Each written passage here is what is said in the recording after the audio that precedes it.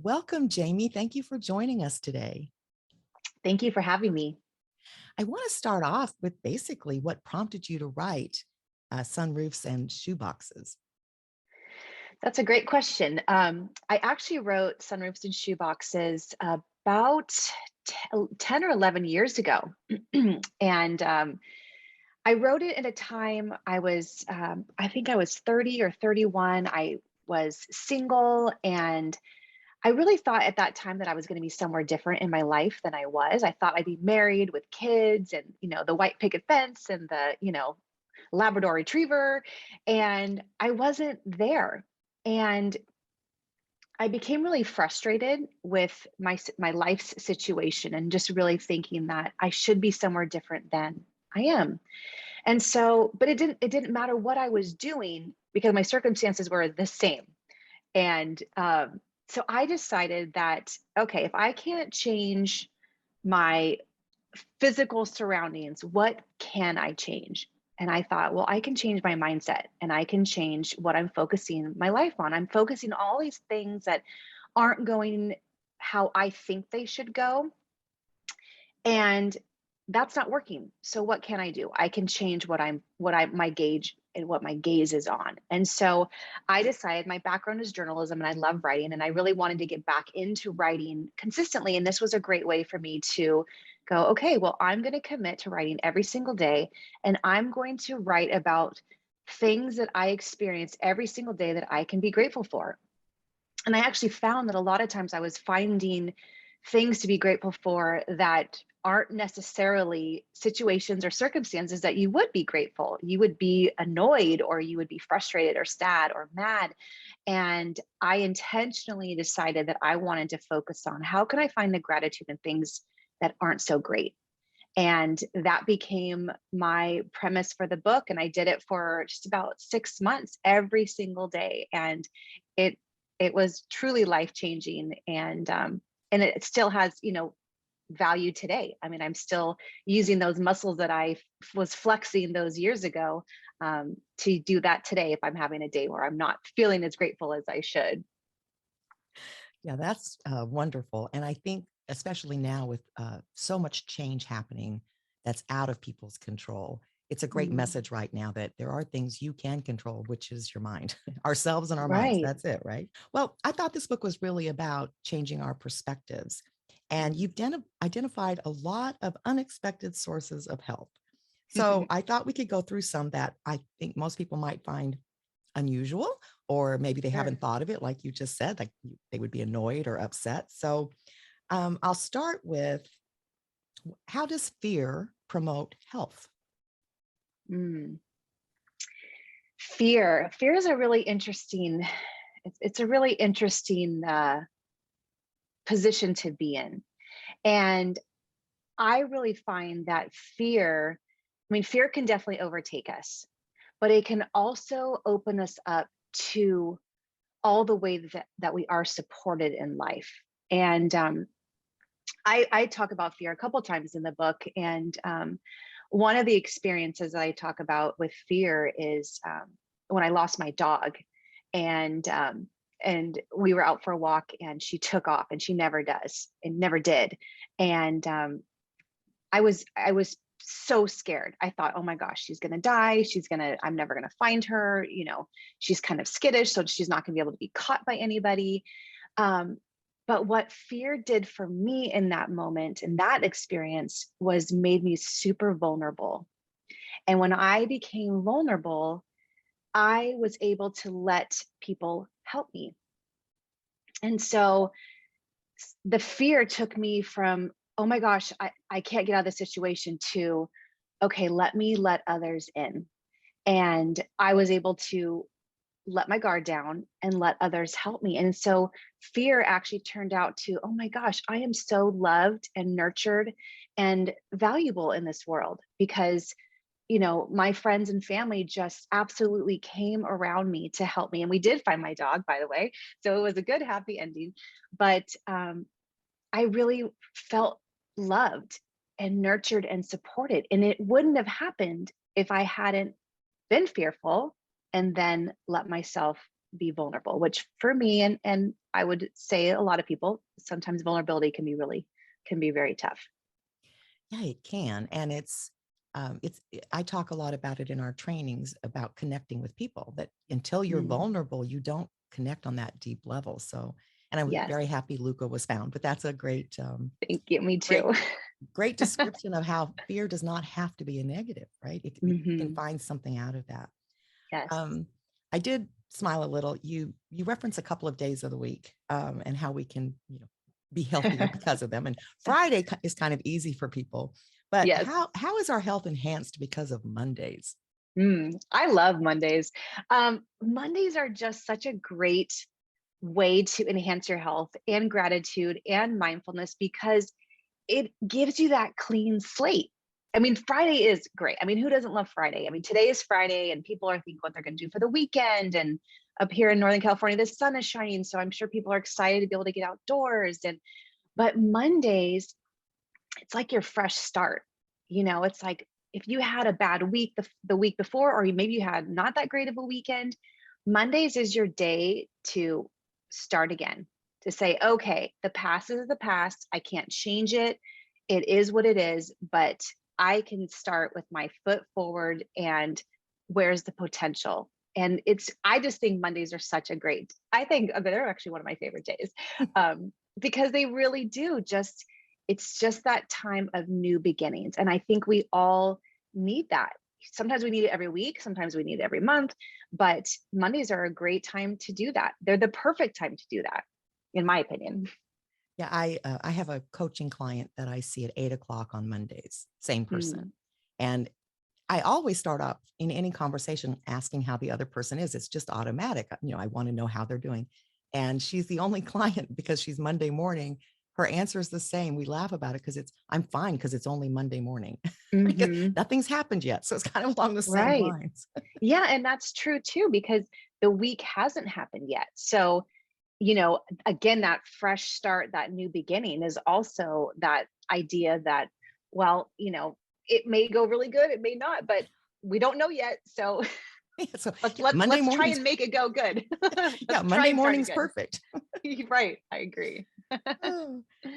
You state in the book that reading is healthy because it causes sharing. Can you talk a little bit about that? Mm, yes. Well, actually, I want to mention as well. I was listening to your conversation with Thatcher, I think it was about a month or so ago, and he talked about reading and Yes. monotasking, which I, side note, found super fascinating.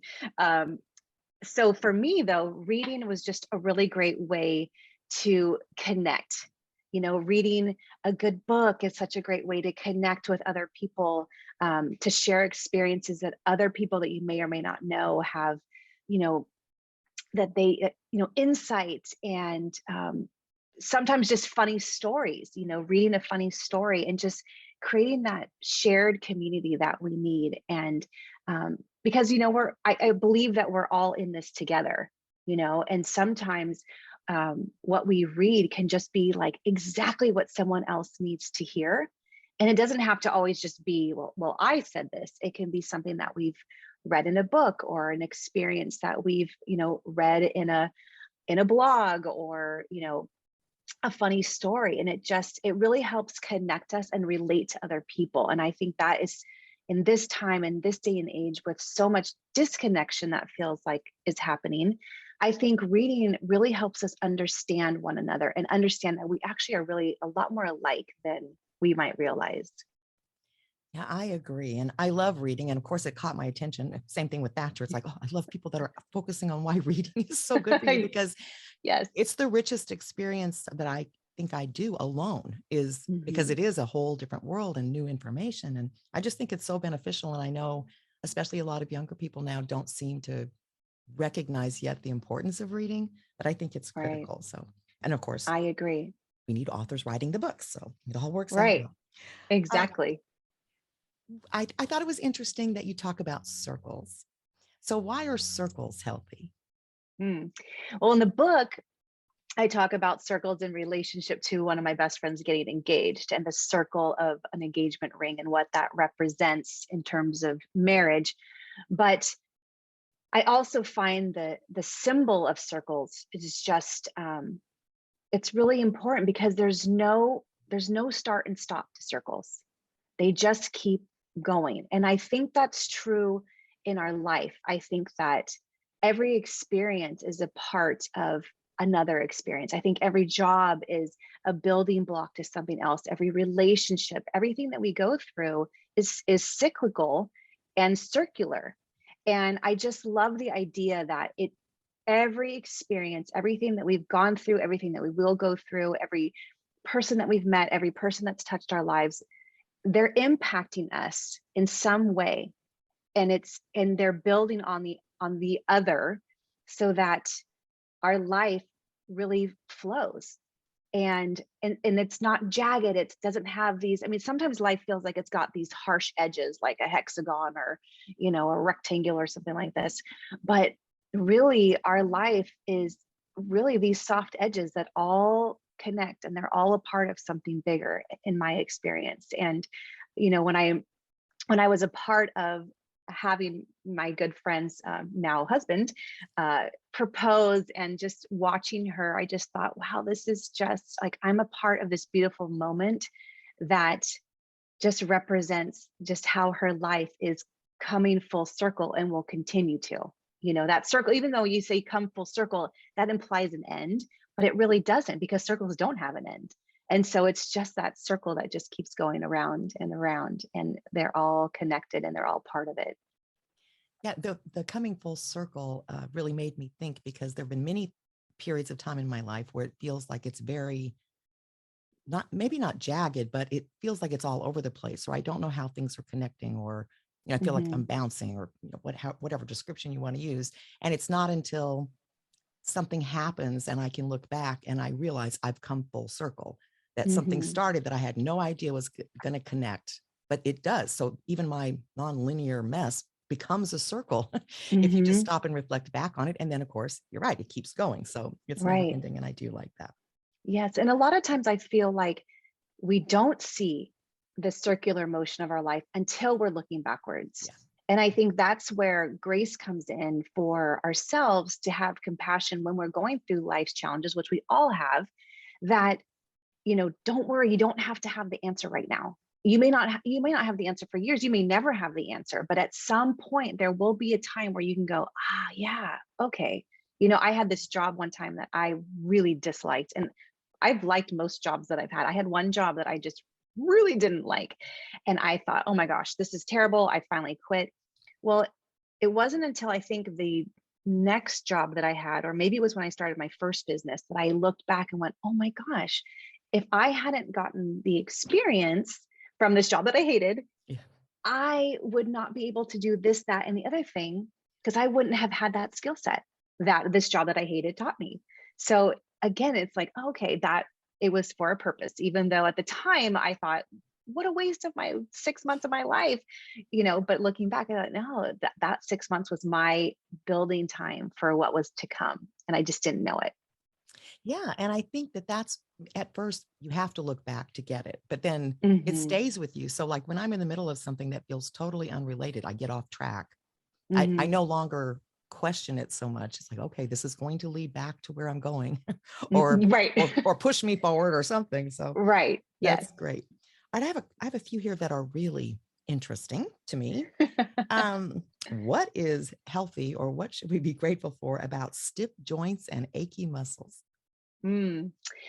Well, it's funny because I actually have some stiff joints and achy muscles today. So I can tell you firsthand. So for me, stiff joints and achy muscles means that you're able to move your body. And no, are stiff joints great? No, they're not the best thing, but it means that typically you've been able to, maybe you aren't at this very, very moment able to move your body, but usually stiff joints and achy muscles means that in your life you have had movement, and that's healthy. And it just signifies that we are active, that we have used our bodies. Maybe we've been a little abusive of our bodies with some of the sports we might have played, or some of the ways we've pushed ourselves maybe a little too much, or not taken that rest time. but it means that that our legs move, that our arms move. And there's a lot of people that don't have that.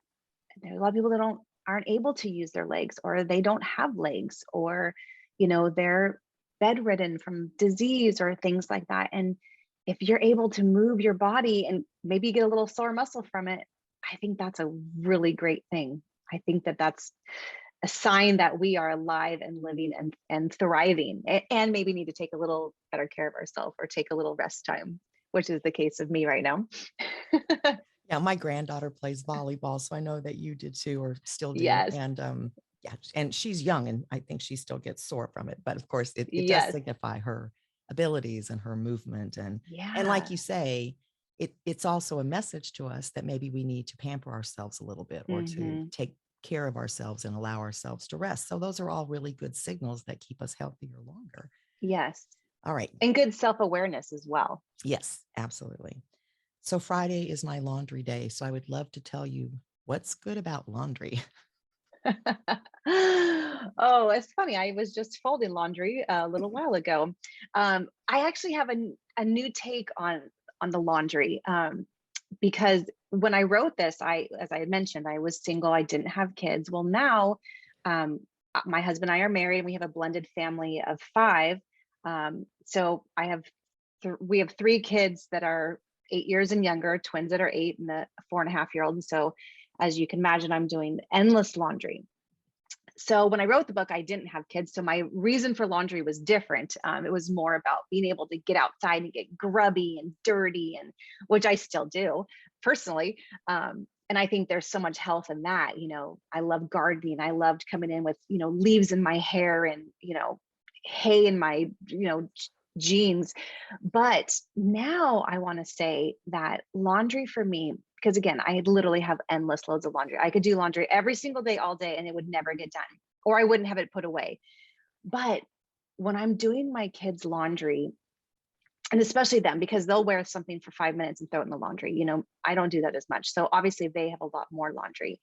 But when I'm folding their clothes now, and the mounds and mounds of clothes, I am just so grateful. I don't love folding laundry. Let me just preface that. But I am so grateful that I'm looking at my kids' clothes that are now clean, but that they were able to get dirty. I am so grateful that, we live on a small piece of property. So have got some farm animals and things like that.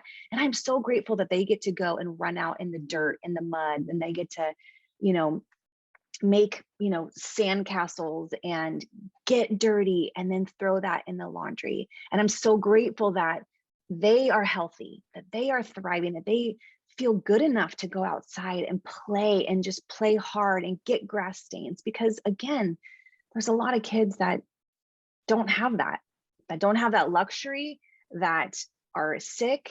And I just look at all this amount of laundry and go, oh my gosh, my kids are healthy, they're thriving, they're at school, hallelujah, and they are living life to the fullest. And I'll fold laundry all day knowing that. I really will. That's fantastic. I know that you have this problem in Northern California too, but Southern California is currently going through about day 8 of horrific winds, like 40, Mm, 50 mile an hour nonstop all night. No one's sleeping well. So you include that wind can be healthy in the book. So can you tell me a little bit mm, about that? yes. I find that wind is such a great metaphor for change. And yes, wind is really annoying. This past week we've had a lot of wind as well, and it's tough. But I also, I can see the leaves blowing off the trees and signifying. I mean, there's a lot of our trees are bare right now because it's winter, but you can just see that change is coming. The wind just blows, and it just shows that life is never stagnant. It's never the same. I mean, you can look at the same exact tree throughout the year, and it's going to look different all the time. And that's true of our life. And so I think it's especially encouraging for times that you don't feel like life is going so great, or that you're having a tough day. Wind can just be that beautiful visual reminder that it's not permanent. And before you know it, something can change for the better or just to shift. And I think wind is just such a beautiful reminder of that, and such a beautiful visual of that, that, life is ever changing, and it's always, kind of blowing through us. And it can literally change in the blink of an eye. Yeah, that's a good analogy. Because wind irritates me. I always try, it does, it just irritates me. But a lot of it's because of, at nighttime, but a lot of it's just the whole physical thing, with the sinuses and the Oh, forget yeah. forget bad hair days. We're having like bad hair months here now. But I will say the one thing I always look for, or that I anticipate or appreciate about it, at least here, and I'm assuming everywhere, is when it stops, the sky is beautiful. It's blown away all Mm. the smog and the dirt and it's all, I don't know where it all goes, but it's gone. So you have this Mhm. beautiful, I don't know, vision of the sky is super blue, and there's, no haziness. And so I always Mhm. remind myself, and like I said, I think this is day 8, and it's like, well, the sky is going to be beautiful. So I'm just waiting for that to come. Is true. That's right. Exactly. Um, okay, this one might be tough for people to actually get, but Uh-oh. taxes. Okay, so Ah, as a business person, I'm dealing with taxes already, but for most people, it's that magical April 15th-ish day. yes. How do taxes help us be healthier or more grateful? Yes. Well, I'm also dealing with taxes right now. And yes, sometimes it's hard to find the health in taxes. But again, during that time, I thought, okay, well, who does like taxes? I mean, it's like they compared, there's only two things, death and taxes, right? Those are the only things that are sure. So when it's compared to something like death, you think, well, how can you find the gratitude in that? But taxes, kind of like Mondays, it's stamps the end of a year, and especially 2020, even last year, the years were not great for everybody, for a lot of people, financially, mentally, emotionally, physically, all of the above. And but taxes signify that it's done. Whether it was good, bad, fantastic, or horrible, it's done. And I always say, like, well, if you have to pay a lot of taxes, well, it means you made pretty good money. So that can't be a bad thing. And if you didn't pay a lot of taxes, you might not have made enough, as much money as you would have liked, but you're also not paying it all to the government. So, there's beauty in both of that. But I think more than anything, it's like when your taxes are finalized, it's like, okay, slate clean again. Here we go. New year. What can I do different? We always learn from our taxes. I do, at least. I mean, every year I'm learning something new that I can do differently, that's more efficient, that's a better use of our money, or what have you. And doing your taxes is just that closure of another year and going, okay, we're starting fresh again. Can't change what happened. Can't change how much money I made or didn't make, but I can change this year, and I can go forward from here. And I think that's a good thing. That's always a good thing, because you're just starting fresh again. Yeah, I really like that perspective. I've tried to use in my mind when I get aggravated, but I'm contributing to, whether it's the infrastructure or someone who needs assistance, I'm contributing so that I feel better Yes. about it. But I liked the closure because you're right. My relief is enormous once I finish all Right. the taxes. So it's like, okay, Yes. off to a fresh start now. Yeah. And taxes are stressful, they can be. So when that's Yeah. done, it's like, you can just take a breath and go, okay. And hopefully go outside and not have it be too windy. Well, considering the weather around the world too, wind is not the Oh, worst weather. So I'm that's grateful for that true. too. That's true. You talk about daily thoughts or affirmations, quotes. And so I was wondering if you could share with our listeners a little bit about why those are so important. Hmm, that's a good question. I think that quotes, affirmations, I mean, you could use all sorts, you could use Bible verses, you could use, I also talk about coffee mugs, and how I like to be very intentional about the coffee mugs that I choose in the morning, because I usually have quotes on them. But I think that they are just so important to really help either start your day or be intentional about your day. They can give you, certain quotes can give you hope when you really need it, encouragement when you really need it, or even just something funny to think about. And I love looking at bumper stickers, which I also talk about in the book.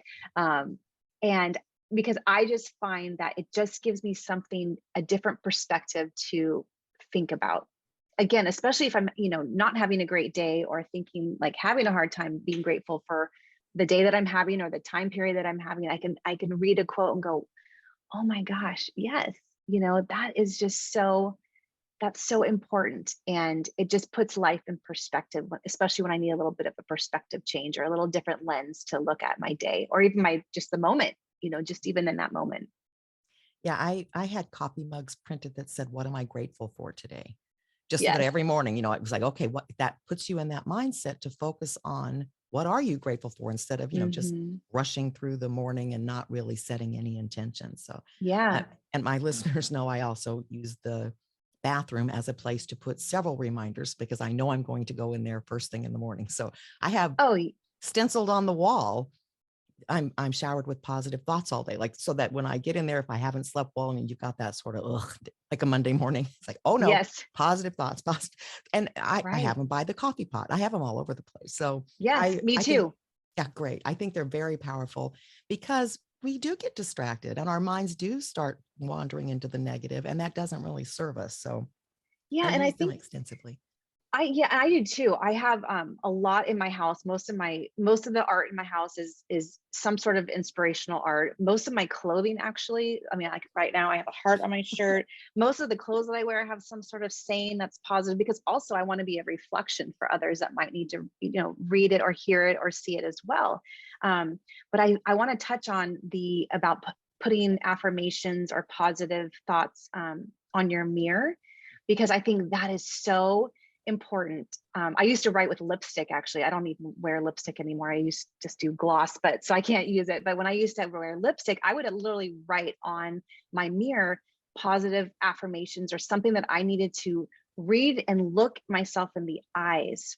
And I think there's something really significant about looking at yourself and saying the words or the affirmations or the sayings or whatever you've come up with, because it really does hit at your soul. And I think when you do it over and over, and you hear all the greats, Tony Robbins, this isn't my analogy. This is backed by lots of research, and but there is significance in that, and really looking at yourself in your eyes and saying, I am this, I am that, I am going, whatever it might be. And I think it's so powerful for anybody and everybody to do, including young kids. And they may not understand why, but it's doing something. Absolutely. Yeah, I started years and years ago with Louise Hay's mirror work. Yes. And I Hmm. used the bathroom mirror again, not just the bathroom mirror, but also the hall mirror, but put my Sure. affirmations on them because you see them every time you look at yourself. It's like very powerful. So Yes. well, that time flew by. So I guess we'll close with me asking you about something that I thought was a little bit different from what I usually hear, which is that you say that gratitude is a two-way street. So can you share with our listeners what you mean by that? Mhm. Yes. Gratitude to me is a two-way street, because the more that I feel grateful, I'll speak for myself, but I think it's true for anybody, to be honest. Um, the more that I'm grateful for, the more I'm able to show gratitude and gratefulness to somebody else. The more that I'm feeling, you know, just gratitude for where I am in life, or where the morning that I'm having or what have you, the easier it is for me to then put that out to the world and show love and kindness to others. And that's where it is a two-way street. And also, the more that you are grateful for, the more great things come. I mean, I 100% believe that. And whether that's just because your perspective has changed, and so you see what you come as positive no matter what it is, or if it really is greater than what it could have been if you weren't feeling grateful. I'm not really sure. But no matter what, I do feel like what we put out into this world is truly what we receive. And so, you know, you bring out gratitude, I think you receive it tenfold. I agree. And I'm very grateful that you joined us today. And I Thank you. appreciate your wisdom and tips and helping us to really grasp shifting our perspective, even in small things. I think that's really powerful. So thank you very much. Thank you. It's been such a pleasure to be on your show.